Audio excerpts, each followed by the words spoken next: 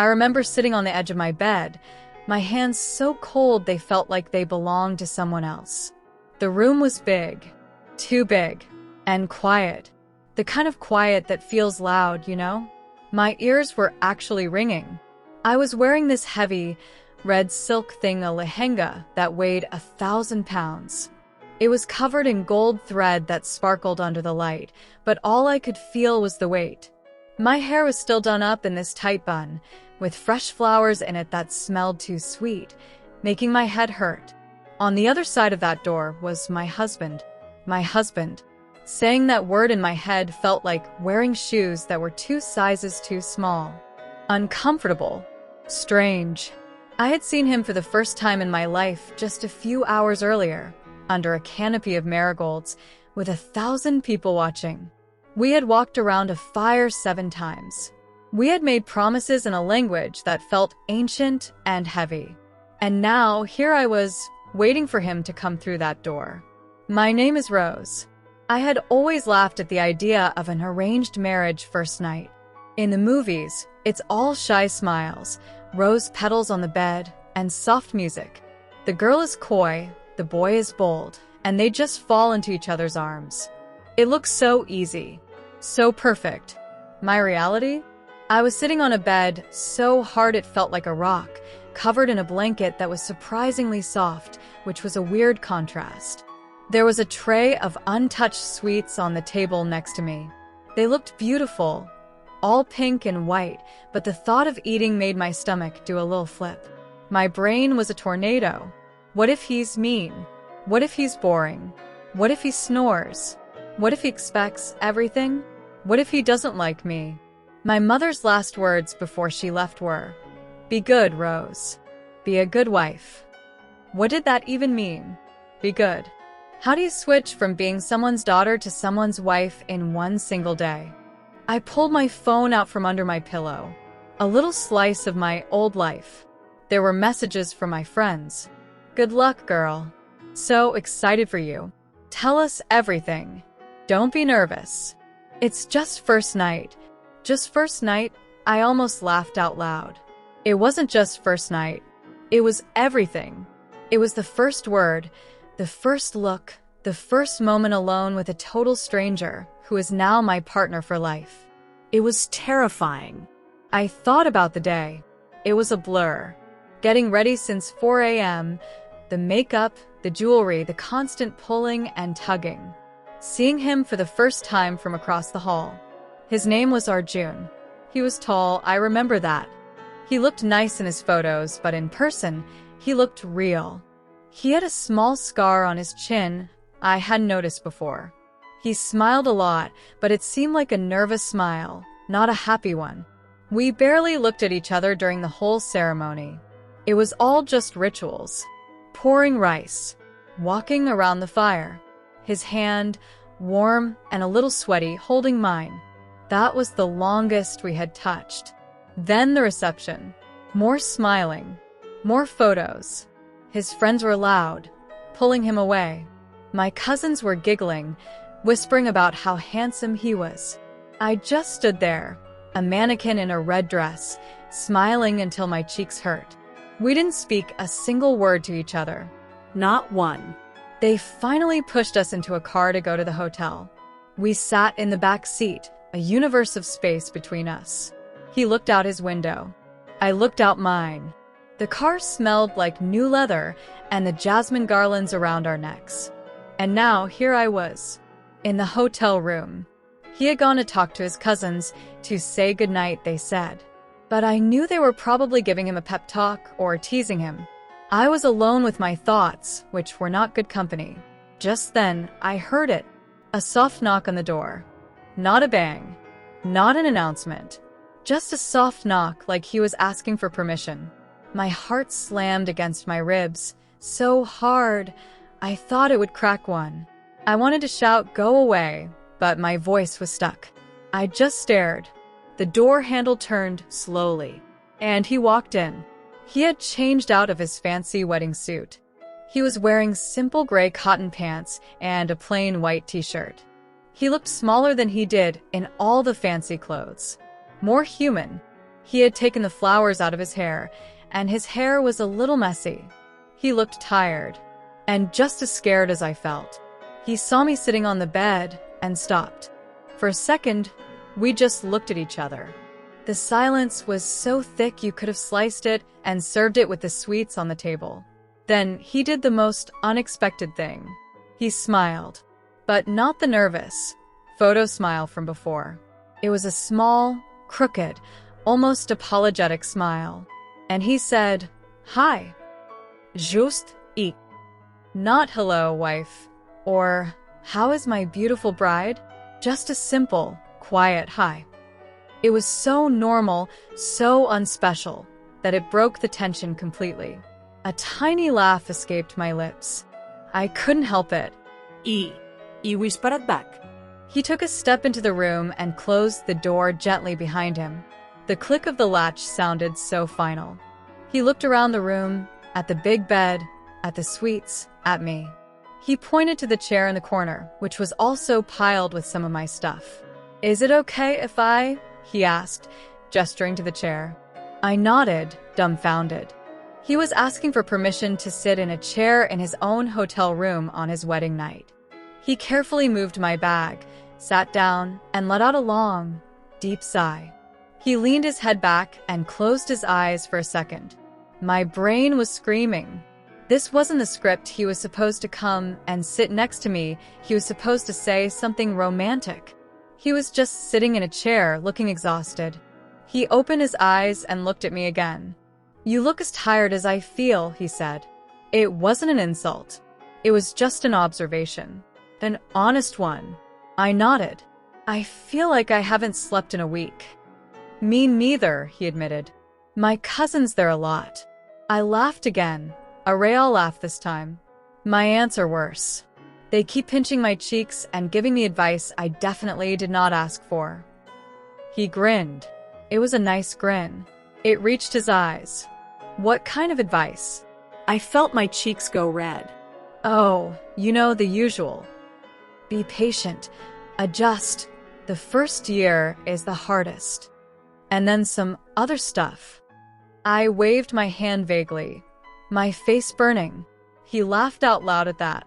A genuine, warm laugh. "Yeah," he said. I got some of that other stuff too, mostly from my uncle. It was incredibly uncomfortable. And just like that, the ice was broken. Not with poetry or passion, but with shared embarrassment and exhaustion. We had found our common ground. We were both just two people who had been pushed onto a stage for a giant, all-day performance, and we were finally backstage. We sat there for a while just talking. He asked me about my friends, the ones who were messaging me. I told him about my job, how I loved it, but my boss was a nightmare. He told me about how he designed apps and spent most of his day staring at a screen. He talked about his younger sister, who he clearly adored, and how she had cried at the wedding. I told him about my dad, who had passed away a few years ago, and how I wished he could have been there. When I said that, his face softened even more. "I'm sorry," he said quietly.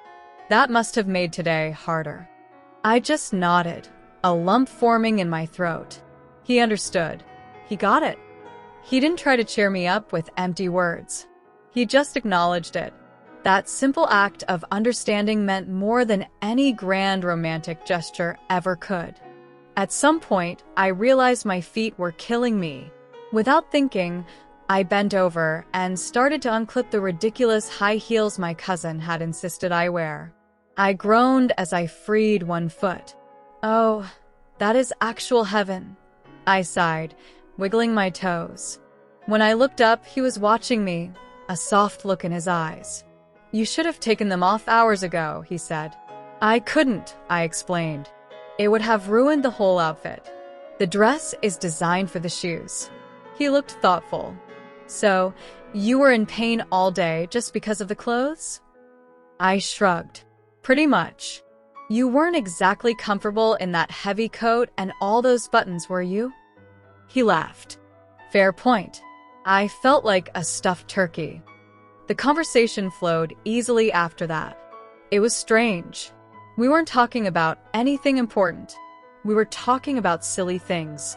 Favorite foods, he loved pizza, I loved pasta. Bad movies we secretly loved. The most embarrassing songs on our playlists. He showed me a picture of his dog, a fat, happy Labrador named Golu. I showed him a picture of my cat, a grumpy-looking Himalayan named Mimi. He pointed at Mimi's photo. She looks like she's judging me. She is, I said seriously. She judges everyone. But she's a sweetheart once you earn her trust. He looked at me then a little more intently. And how does someone earn your trust? The question hung in the air between us. It was simple, but it was deep. It was the real question, wasn't it? The one that mattered more than anything else on this strange, awkward night. I thought about it for a moment. I guess by just being real. By not pretending. He nodded slowly. That makes sense. It's a lot easier than pretending. It's exhausting. It is, I agreed. Another silence fell, but this one wasn't scary or awkward.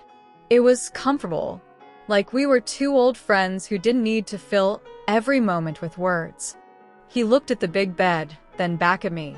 I'm really tired, he said, his voice soft. And I know this is the weirdest situation in the world. He hesitated. I was thinking, would it be okay if I just slept? Over here? He pointed to the couch that was against the far wall. It looked small and not very comfortable. My jaw almost dropped. He was offering to sleep on the couch. On his wedding night. He was giving me space. He was letting me breathe. Are you sure? I asked, my voice barely a whisper. That couch looks awful. He smiled that crooked smile again. It looks better than making you feel uncomfortable. Today has been crazy. We don't even know each other. We have our whole lives to figure things out. Tonight, I think we both just need to sleep. Okay. A wave of relief washed over me so powerfully, I felt dizzy. Tears pricked at my eyes, but they were good tears. Tears of gratitude. He saw me. He saw the scared, tired girl in the heavy dress, and he wasn't demanding anything. He was offering a safe place to land. Okay, I said, and my voice cracked a little. Thank you, Arjun. He just nodded. Good night, Rose. He grabbed a pillow and the soft blanket from the bed. He walked over to the small couch, which was clearly too short for him. He lay down, his long legs hanging over the armrest. He looked ridiculous and incredibly sweet. He pulled the blanket over himself, gave me a little wave, and closed his eyes. I sat there for a few more minutes just watching him, my husband, sleeping on a couch, so I could feel safe. I slowly got up, my bare feet silent on the floor. I carefully took all the pins out of my hair, letting it fall down around my shoulders. I went into the huge, fancy bathroom and scrubbed my face clean of all the makeup. I looked at myself in the mirror. A stranger looked back, but a less scared stranger than before. When I came out, the room was dark except for a small light near the bed. I could hear his breathing, slow and steady. He was already asleep. He was that tired. Or maybe he was just that comfortable being himself. I slipped under the covers of the huge bed. The sheets were cool and crisp. I lay on my back, staring at the ceiling. A million thoughts were still there, but they were quieter now. They weren't a tornado. They were more like a gentle stream. This wasn't the first night I had imagined. There were no rose petals. There was no soft music. There was no sweeping romance. Instead, there was something better. There was respect. There was kindness. There was a boy on an uncomfortable couch who put my comfort above everything else. I smiled in the darkness. My arranged marriage first night was a disaster according to every movie I had ever seen. But in real life, it was the most perfect start I could have ever asked for.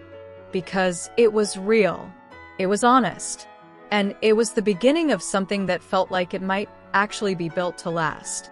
I turned on my side, closed my eyes, and for the first time in days, I fell into a deep, peaceful, dreamless sleep. The last thing I thought before I drifted off was, maybe he'll order pizza for breakfast. I hope he likes pineapple on it. That'll be our first test. And that, my friends, is the story of my first night. A story not of passion, but of patience. Not of love at first sight, but of the quiet beginning of trust. And honestly, I wouldn't have changed a single second of it.